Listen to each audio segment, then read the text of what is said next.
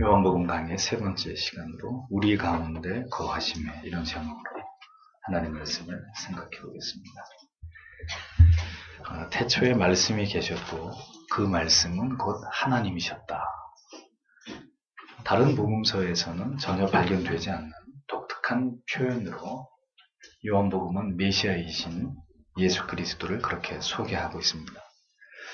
제4복음서의 저자인 사도 요한은 예수 그리스도의 이 독보적인 신성을 분명하게 강조하면서 예수 그리스도에 대한 모든 이단적 시비를 잠재우고자 하는 그런 의도에서 하나님이 주시는 영감에 따라서 이렇게 표현을 하고 있었던 것입니다. 거짓 교사들의 가르침이 교회를 어지럽히고 있었고 또 계속되는 박해 속에서 점점 신앙을 잃어가고 있는 성도들에게 요한은 우리가 믿는 예수 그리스도가 어떤 분이신지를, 그의 위대한 신성과 또 그리스도께서 화유 강세하심으로 모든 죄인들을 구속하시기 위한 그 분명한 이유를 명백하게 설명하는 것으로 다시 한번 그들의 신앙을 북돋아 주고자 했던 것을 확인할 수 있습니다. 언제나 여러분들에게 강조하는 한 가지는 우리의 믿음의 대상에 대한 지식과 그 깨달음이 점점 희미해지게 될 때 신앙은 반드시 의심과 회의에 그 자리를 내어주게 되고 흔들리게 되어 있다는 것입니다. 그때나 지금이나 다르지 않습니다. 계속되는 박해와 또 거짓 교사들의 가르침으로 인해서 초대교회와 성도들의 신앙이 많이 흔들리고 있었다면 지금은 황금만능주의와 쾌락에 빠진 그런 화려한 세상과 그 황금의 위력 때문에 그리스도의 자녀인 우리들이 그리고 주님의 몸 되신 교회들이 거짓 복음들과 이 불경건한 교회 운동으로 인해서 여전히 지금도 흔들리고 있는 그런 모습들을 우리가 보게 되는 것이죠. 그때나 지금이나 우리가 믿는 믿음의 도에서 벗어나게 되면 우리가 믿고 있는 그 대상에 대한 탁월한 깨달음과 이해가 우리의 삶에서 사그러들게 되면 하나님을 향한 진실되고도 절박한 믿음 자체도 소멸되게 될 수 있다는 사실을 우리는 잊어서는 안 됩니다. 화려하고 아름다운 치명적인 유혹으로 다가오는 세상 속에서 우리가 믿는 믿음의 도를 더 분명하게 깨닫고 예수 그리스도의 아름다우심과 그 영광에 더 깊이 우리가 몰두하지 않게 되면 죄의 유혹과 쾌락과 육신의 탐욕 앞에서 우리가 무릎을 꿇게 되는 일은 너무나 당연한 일이 될 수밖에 없다는 것. 모든 신앙의 회의와 의심과 신앙의 어떤 균열과 붕괴의 원인은 우리가 믿고 있는 믿음의 그 대상에 대한 불확실함, 불분명함에서 비롯됩니다. 뭘 믿고 있는지를 모르는 것이죠. 또 어떻게 믿어야 되는지를 모르고 있는 것에서 신앙의 이러한 모든 흔들림들이 비롯된다는 것입니다.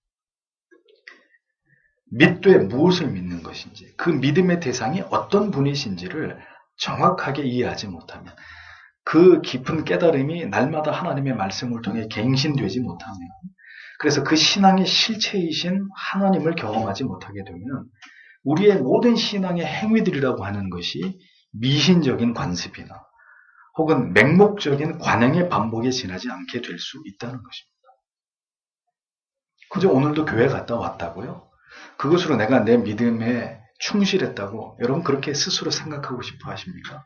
전혀. 그것은 성경이 말씀하고 있는 믿음과는 다른 믿음일 수 있다는 말입니다. 우리가 낙관했던 구원이 아닌 영원한 지옥의 형벌이 우리의 죽음 앞에서 나를 기다리고 있게 되는 이런 황망한 일들을 우리가 경험하게 될 수도 있다는 사실을 절대로 간과해서는 안 됩니다. 신앙은 형식과 습관의 반복이 아닙니다. 신앙은 관념적이거나 추상적인 것이 절대로 아닙니다. 우리가 신앙하는 하나님의 말씀을 통한 더 깊은 영적인 교감, 교통, 그 임재를 경험하면서 그 계시의 말씀 속으로 점점 더 빨려 들어가는 것이 신앙입니다.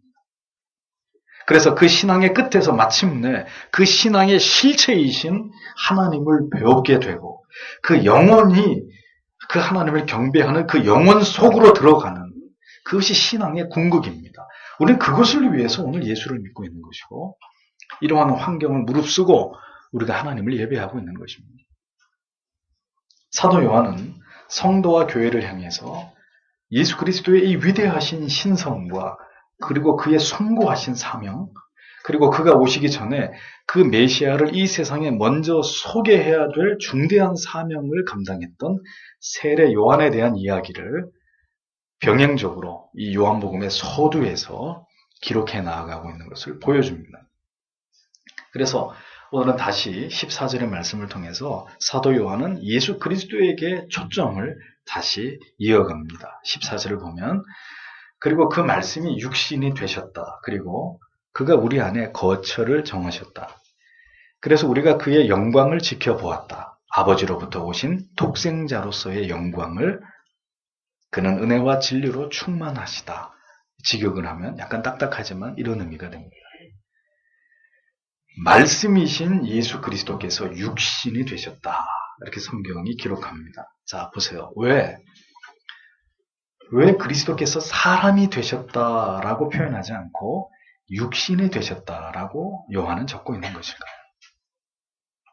사도 요한은 말씀이 육신이 되셨다라는 표현을 통해서 하나님의 아들이셨던 성자 예수 그리스도께서 우리를 위해서 하늘의 그 존귀하신 모든 영광을 다 버리시고 얼마나 낮고 비천한 상태로 이 땅에 오셨는지를 더 강조하기 위해서 하나님이 말씀이 사람이 되셨다는 표현보다도 사람을 더 낮춘, 인간이라는 그 의미에서 더 낮춘, 사람을 정신과 영혼으로 구분한다면 그래서 육신뿐인 육신이라는 표현으로 그렇게 그리스도를 아주 낮춘 의도적 표현을 통해서 그가 그렇게 자기 자신을 낮추셨다는 사실을 우리에게 강조하려고 했던 것을 보게 됩니다.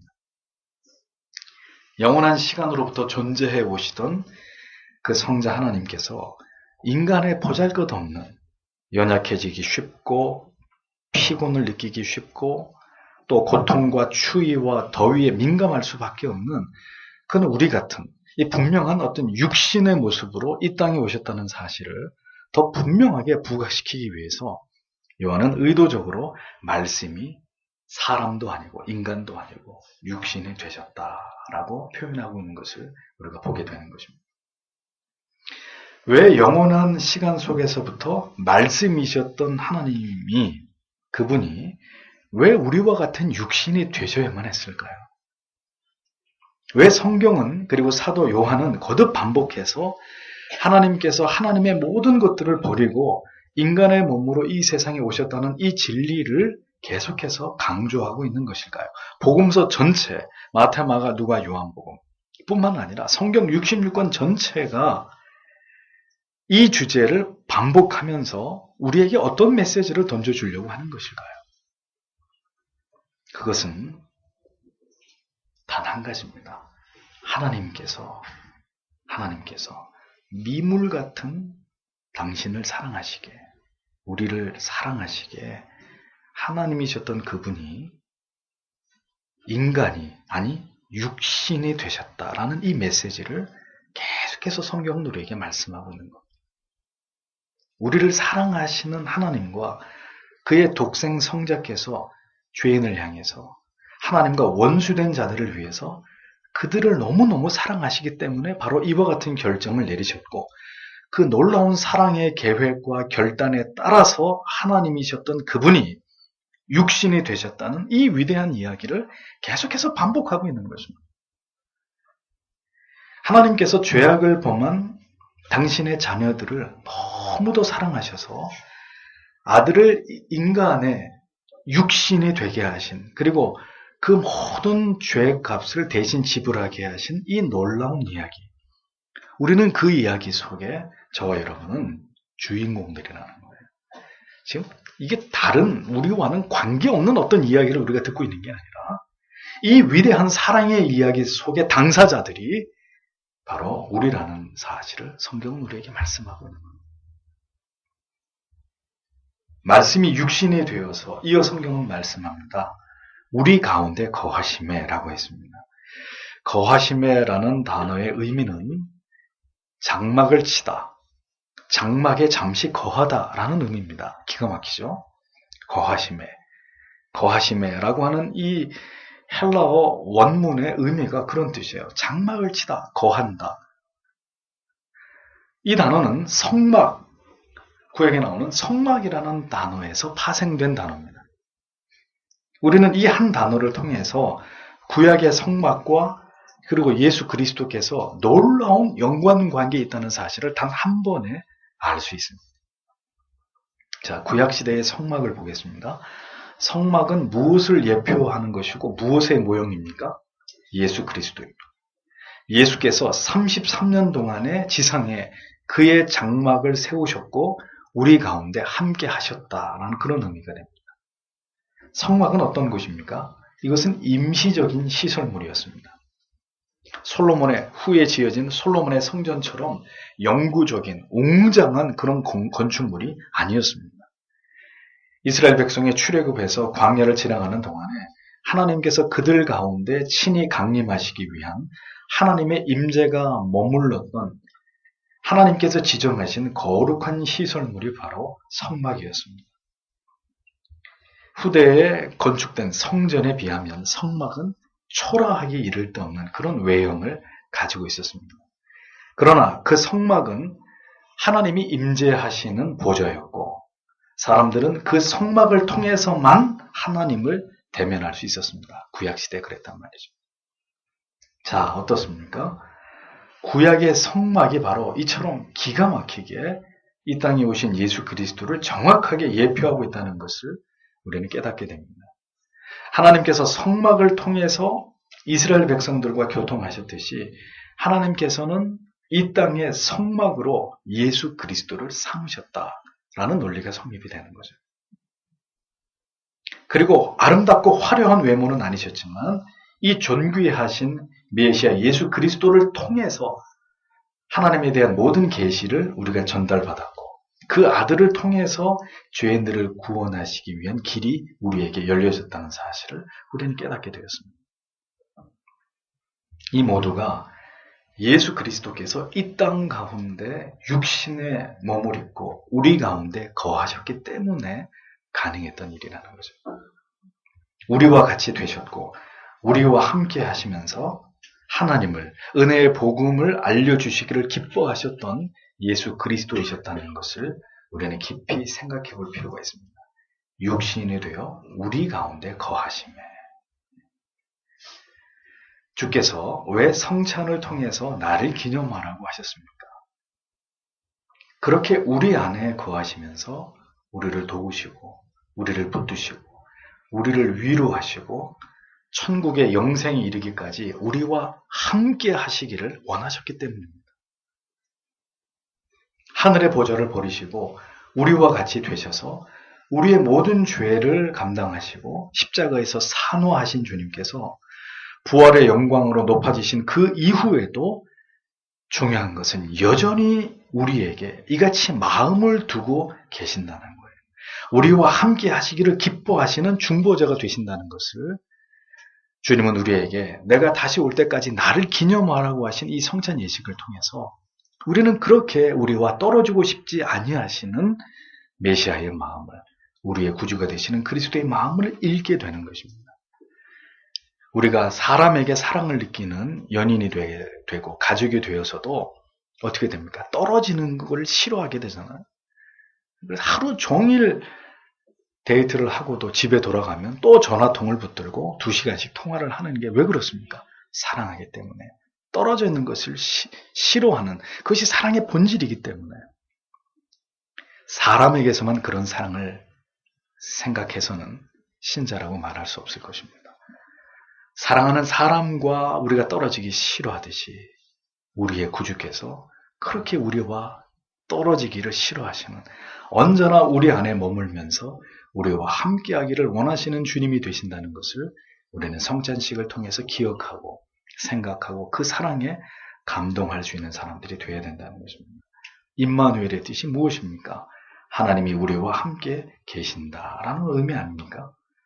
우리가 성찬을 거행할 때마다 예수의 영이신 성령께서 우리와 예수 그리스도와 신비한 연합을 이루게 하신다는 사실을 잊지 마십시오.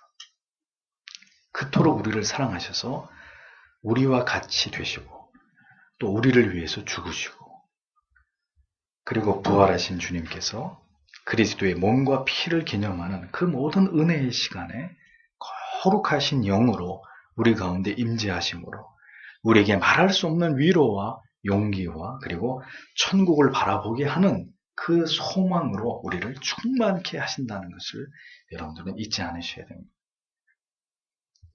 우리의 곁에 언제나 머무시면서 죄에서 돌이키시는 우리를 용서해 주시고 다시 이렇게 세워주시고 또 우리를 위로하시고 우리를 붙드시고 우리에게 용기를 베풀어 주시는 주님으로 우리 곁에 영원토록 함께 하심을 우리는 이 성찬에 참여하는 시간을 통해서 느끼고 깨닫고 그것을 경험할 수 있는 그런 사람들이 되어야 되는 겁니다.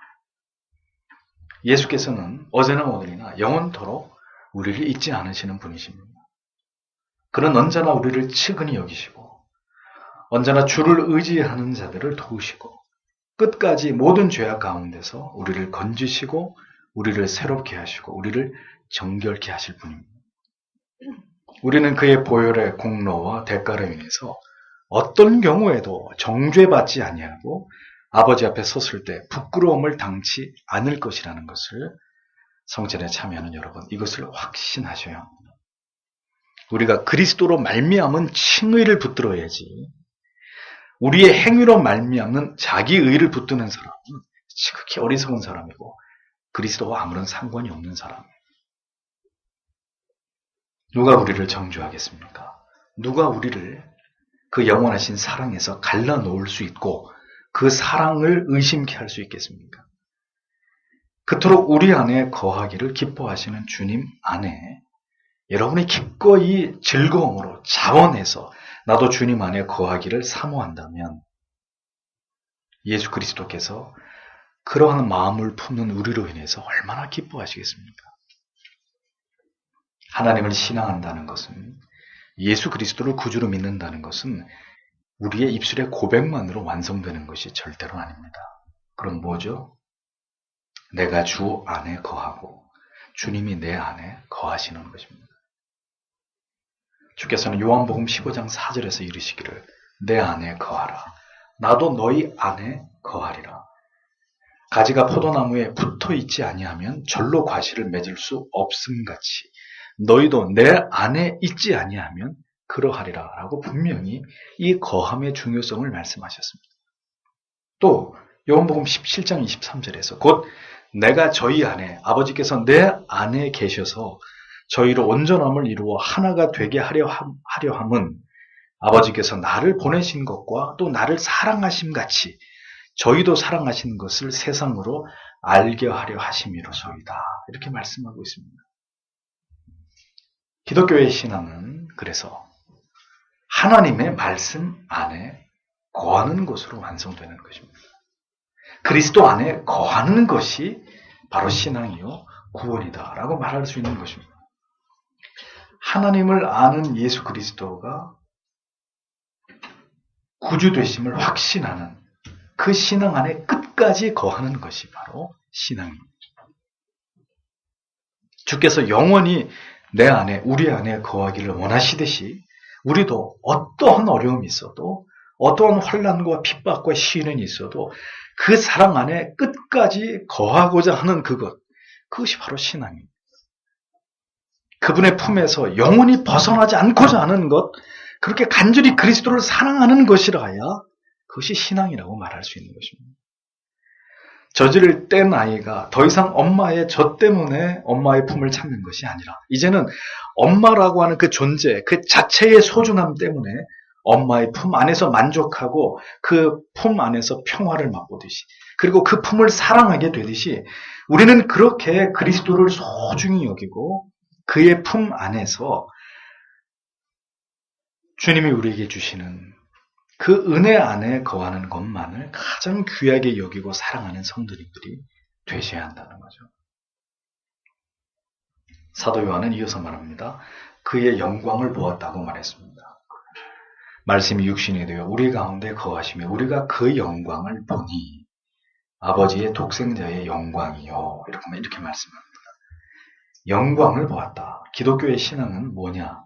앞에서는 거하는 것이다. 그 다음은 기독교의 신앙은 그의 영광을 보는 것이다. 라는 겁니다. 요한과 함께 예수 그리스도께 임한 하나님의 음성을 들은 베드로는 베드로후서 1장 16절에 그때의 기억을 떠올리면서 이렇게 이야기합니다. 지극히 큰 영광 중에서 이러한 소리가 그에게 나기를 이는 내 사랑하는 아들이요 내 기뻐하는 자라 하실 때 저가 하나님 아버지께 존귀와 영광을 받으셨느니라. 이렇게 베드로가 이야기합니다. 고린도후서 3장 18절에 가면 사도 바울께서는 이렇게 말씀하십니다. 우리가 다 수건을 벗은 얼굴로 거울을 보는 것 같이 주의 영광을 보매 저와 같은 형상으로 화하여 영광으로 영광에 이르니 곧 주의 영으로 말미암음이니라. 이렇게 말씀합니다. 보십시오. 이스라엘 백성들은 언제나 그들 가운데 임재하시는 하나님의 영광을 보았습니다. 불기둥으로 그리고 구름기둥으로 그리고 모세를 대면하신 하나님의 영광의 광채가 모세의 얼굴에 남아있음을 두려움 가운데서 보았습니다. 성소의 속죄소 위에 구름으로 찬란히 빛나는 구름으로 임재하시는 하나님을 보았고 이스라엘 백성들은 그 속에서 하나님의 위엄과 영광에 몸을 떨어야 했습니다. 기독교는 하나님의 영광을 보는 것입니다. 하나님께 복을 구하기 이전에 기독교는 그 하나님의 영광, 그 하나님의 거룩하심, 그 하나님의 두렵고 떨림을 보는 것입니다. 그 하나님께서 아들 안에 자신을 나타내심으로 아들의 영광으로 이 땅 가운데 강림하셨다는 거죠. 그러므로 그리스도를 보는 자들마다 그 하나님의 영광을 보게 되는 것은 너무도 당연한 일입니다. 그래서 예수는 말씀하셨습니다. 나를 본 자는 누구를 본 것이라고요? 아버지를 본 것이다. 하나님께서는 야고보와 요한과 베드로에게 아들과 함께 하시는 영광의 일부를 보게 하셨습니다. 그들은 잊을 수 없는 그리스도께서 광채가 나시면서 변화되시던 그 경험을 통해서 독생자의 영광을 목도한 자들이었습니다. 신앙이 무엇이냐? 예수를 믿는다는 게 무엇이냐? 맹목적인 형식과 종교적 습관의 지속이 아니라고 서두에 말씀드렸습니다.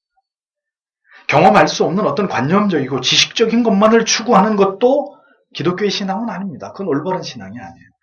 참된 신앙은 진리의 말씀 속에서 날마다 더욱 깊이 하나님을 경험하는 것입니다. 말씀이신 그 하나님을, 그 말씀 속에서 그 위대하신 사랑과 죄인을 향하신 넘치는 사랑을 개개인이 체험하시는 것입니다. 그것이 신앙입니다. 하나님을 신앙함입니다. 그 영광과 그 진리와 그 은혜에 압도당하는 것이 바로 예수를 믿는 것, 하나님을 사랑하는 것입니다. 아버지의 독생자의 영광이 무엇입니까? 우리에게 나타나신 이어서 은혜와 진리다. 은혜와 진리가 충만하더라. 이렇게 말씀하고 있죠. 기독교의 신앙은 예수 그리스도를 통해서 우리에게 나타내 보이신 그 영광을, 그 풍성하신 은혜와 그 진리를 경험하는 것입니다. 그 신앙을 바탕으로 우리는 천국에 영생에 이르게 되는 것이고 그 영광을 본 자만이 이 진리를 위해서, 하나님의 의를 위해서, 그의 나라를 위해서 자기 생명까지 내놓게 되는 거예요. 그 영광을 본 자, 진리 안에서 그 은혜를 깨달은 자, 그런 자들만이 천국의 주인공들이 되는 것이라는 거죠. 영광이 있어야 합니다. 그 영광을 보아야 합니다. 그 영광을 경험해야 합니다. 그리고 그 영광을 기대하는 사람이어야 합니다. 그 사람이 신자란 말이에요. 저는 여러분들에게 물어보고 싶습니다. 여러분들이 예수를 믿고 오늘에 이르기까지 그리스도 안에서 이 하나님의 진리의 말씀 안에서 찬란히 빛나고 있는 부인할 수 없는 그 영광을 보셨습니까? 그 영광을 경험하셨습니까? 그래서 그 영광 때문에 나의 모든 것도 아낌없이 주께 드릴 수 있을 만큼의 그런 신앙인이 되어져 가고 있다고 여러분 자신을 그렇게 생각하십니까? 이 영광스러운 복음에 날마다 압도당하고 또 압도당해야 세상을 이기고 죄를 이기지. 우리가 무엇으로 우리의 믿음을 지키고 교회를 지키고 하나님의 말씀을 지킬 수 있습니까? 거룩한 그 실체를 경험해야 해요. 그것이 있어야 신자가 되고 그것이 있어야 주님의 영광스러운 교회가 될 수 있는 것입니다. 우리는 모두 그래서 주를 바라보아야 합니다. 그리고 우리를 향하신 그 사랑을 알기 위해서, 그 은혜를 깨닫기 위해서 우리가 할 수 있는 모든 노력을 진지하게 다해 나가야 합니다. 온 마음과 뜻을 다해서 우리가 받은 이 사랑에 대해서 우리에게 나타내신 하나님과 그의 독생 성자의 영광을 미물 같은 우리 피조물들이 그 영광의 실체를 경험하게 되는 것이 그 빛이 열리는 시작이라는 것을 깨닫고 전심전력해서 그리스도를 바라보는, 그리스도를 묵상하는, 그 속에서 진리의 빛을 발견하는 그런 은혜를 갈구하는 여러분들이 되셔야 된다는 거죠.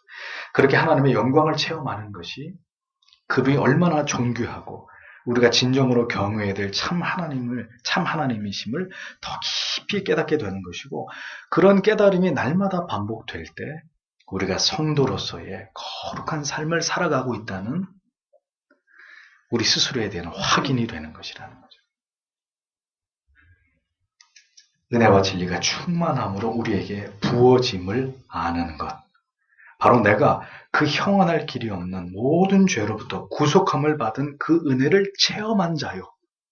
그 사실을 우리에게 깨닫게 해주시는 귀한 은혜를 깨달은 자임을 아는 것. 그것으로 우리가 하나님의 자녀가 되었다는 것을 확증하게 되는 것입니다. 신앙은 아는 거예요. 뭘 모르고 믿을 수 없어요. 뭘 모르는데 어떻게 천국을 가요? 뭘 모르는데 어떻게 예수가 나의 구주라고 인정해요? 뭘 모르는데 어떻게 하나님을 경외할 수 있어요? 하나님을 두려워할 수 있어요? 말도 되지 않는 이야기예요. 진리 안에서 하나하나 내가 뭘 알고 있고 뭘 알고 있지 못한지를 깨달아 가셔야 돼요. 그래서 아는 것은 더 굳게 붙들고 모르는 것은 깨닫도록, 이 진리 안에서 그것을 알도록, 경험하도록 애써야 되는 거예요. 그런 것들을 경험하게 하기 위한 방편으로 주께서는 보이는 복음으로 성찬을 우리에게 허락하신 것입니다. 그 영광과 그 은혜와 그 진리를 아는 자들만이 내세를 기대할 수 있습니다. 들을 귀가 있는 자만이 그 은혜와 진리를 듣고 깨닫고 경험하게 될 것입니다. 그 은혜와 진리가 우리를 성도 되어지게 하는 것입니다. 성화를 이루어가는 중요한 방편이 되는 것이죠. 예수께서 부활하심으로 하나님의 보좌 우편에 앉아서 모든 영광을 누리심처럼 우리도 또한 주님의 품에 안기게 될 때 그 영광에 동참하게 됨을 선명하게 믿고 확신하는 그런 사람이라야 진정한 하나님의 자녀들일 것입니다. 우리는 이 땅 가운데 살다가 언젠가는 모두 떠나게 될 것입니다. 그날이 언제 올지 알 수 없지만 언젠가는 분명히 이 세상을 떠날 날이 옵니다. 그때 이 땅 가운데 우리가 풍성하게 누렸던 그 은혜와 그 진리의 깨달음이 우리를 마침내 영생으로 인도해 줄 것을 의심치 않고 죽음을 맞이할 수 있는 사람들, 그들이 바로 하나님의 아들을 아는 자들이요 믿는 자들이요 그로 인해서 구원에 이른 자들이다. 성경은 우리에게 그렇게 말씀하고 있습니다. 그래서 우리가 우리의 주어진 인생을 살아가는 것도 중요하고, 직장을 다니고 돈을 벌고 결혼을 하고 자녀를 낳고 자녀를 키우고 우리의 주어진 일상을 살아가는 것도 너무나 중요한 일이지만 그렇게 우리에게 주신 일상이라고 하는 인생이라고 하는 시간 속에서 하나님의 영광을 보고 그 풍성하신 은혜와 진리를 체험하고 그래서 그 주님의 크신 은혜와 그의 말씀 안에 거하는 것을 사모하는 것은 앞에서 열거한 우리 인생의 중요한 어떠한 주제들보다 훨씬 더 중요한 일들입니다. 그것을 다 이 세상에서 그렇게 똑똑하게, 그렇게 여유롭게, 그렇게 잘하지 못했다 할지라도 우리가 이것에 있어서 정말 하나님 앞에 타고난 삶을 살았다면 그 사람은 너무도 하나님이 주신 인생을 소중하게, 아름답게 잘 살았던 사람이라고 말할 수 있는 것입니다. 하지만 이렇게 진리 안에서 오늘도 우리가 깨달은 이 말씀처럼 하나님 안에 거하면서 그의 영광을 보고 그의 은혜와 진리 안에 거하는 삶에 있어서 졸한 사람들, 그것에 실패한 사람들, 그렇게 해서 많은 시간들이 그런 신앙의 실패와 낙오 속에서 지나가 버린 사람들은 세상에서 1억 천금을 가지고 정말 하늘에 날아가는 새도 떨어뜨릴 만큼의 권력을 행사했던 사람이라 할지라도 그는 결코 하나님 앞에 설 수 없는 사람이 되고 말.